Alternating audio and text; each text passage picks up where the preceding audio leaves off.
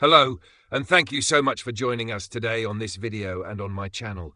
We truly appreciate your presence here. Please let us know in the comments where you're watching from and what time it is where you are. If you find this content meaningful, a like would be greatly appreciated, and consider subscribing so you don't miss future stories like this one. Your support means more than you know. Thank you again and enjoy the video. The throne of Judah creaked. The palace walls, stained by betrayal and defiled by pagan rites, seemed to whisper the collapse of a dynasty. King Ammon, a descendant of David, had been murdered in his own house, not by foreign invaders, nor by ambitious generals, but by his own servants. It was a tragic end, but one that reflected a reign marred by wickedness and idolatry, echoing the sins of his father Manasseh. Chaos loomed, but out of the ashes of treachery rose an unexpected decision. The people of the land, weary of corruption and longing for a glimpse of righteousness, crowned a child, Josiah, son of Ammon, only 8 years old. No grand coronation was held, no thunderous trumpets or victorious processions. There was only uncertainty, the silent question hanging in the air.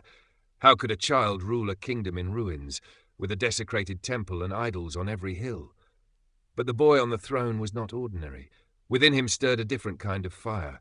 Not one fueled by ambition or revenge, but a quiet, holy fire, a yearning for truth, for justice, for the God his people had forsaken. Josiah grew up watching, listening, thinking. He wandered the streets of Jerusalem, overhearing whispers of the elders, watching sacrifices made to Baal and incense burned before wooden figures. He said little, but inside questions rose like flames. Where was the God of Abraham? Where was the Lord who split the sea and spoke from the mountain? Why had Judah traded divine glory for silent idols? At 16, Josiah made a life-changing decision. He would seek the God of his forefather David. Not out of tradition, not for show, but from a deep, personal hunger. His search was quiet at first, a spiritual whisper amid the noise of the kingdom. He fasted in secret. He prayed alone. He begged heaven to show him the ancient path, and heaven answered. At 20, Josiah rose as a reformer. He moved with zeal and without hesitation. He ordered the destruction of every pagan altar, broke the carved images to dust, burned the idols and scattered their ashes over the graves of those who had worshipped them.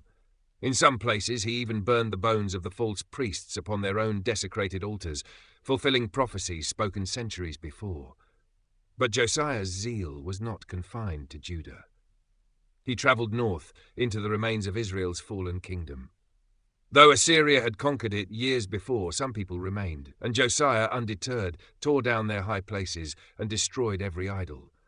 To him, all the land belonged to the Lord, and no place was beyond redemption.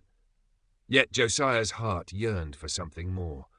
At 26, with the temple of the Lord in decay, he set out to restore it. Craftsmen and stonemasons were hired, silver was distributed, and the work began. The structure that had once been filled with the glory of God would no longer remain a shell of holiness past. And then something extraordinary happened. While clearing the debris, the high priest Hilkiah discovered a dusty scroll hidden deep within the temple chambers. When unrolled, it revealed words long forgotten, the book of the law, possibly Deuteronomy, an ancient covenant given to Moses. The scroll was brought to the king. When Josiah heard the words read aloud, his heart shattered. He rose, tore his royal garments, and wept. The law spoke blessings for obedience and curses for rebellion. And Judah, his Judah, had lived in rebellion for generations. The young king trembled. Judgment was near. He sought the word of the Lord. His messengers went to the prophetess Huldah, who confirmed the dreadful truth. Disaster was coming. But because Josiah had humbled himself, because he had repented, the judgment would not come in his lifetime. And so Josiah acted with greater urgency. He summoned the people, every man, woman, and child, and gathered them at the temple. There he stood before the entire nation and read the book of the law with his own voice. He did not delegate. He spoke every word, binding the people to a renewed covenant with God. He vowed to obey every command, to follow every statute, to serve the Lord alone. The people wept, not out of fear, but because they were moved by their king's sincerity. The transformation was national. Josiah reinstated the Passover, a celebration that had not been properly observed since the days of Samuel. The lamb was slain, the blood was shed, Unleavened bread was eaten, and the story of Israel's redemption from Egypt was retold. It was not just a feast, it was a revival. No king before him had turned to the Lord with such wholehearted devotion, nor did any after him match his sincerity. But even the righteous are not immune to history's storms. In the final years of his life, empires clashed around Judah. Egypt marched north to confront Babylon. Josiah, perhaps seeing the threat to his land, went out to stop Pharaoh Necho at Megiddo. No one fully understands his decision. Was it zeal, a strategic misstep, a divine mystery? What is certain is the result. The battle was swift, and Josiah was struck by Egyptian arrows. Mortally wounded, he was carried back to Jerusalem in his chariot. There the king who had restored Judah's soul died. He was only 39. The city fell into mourning. The prophets wept. The priests were silenced. Even Jeremiah wrote dirges in his honor. The people cried not just for a fallen king, but for a light that had been extinguished.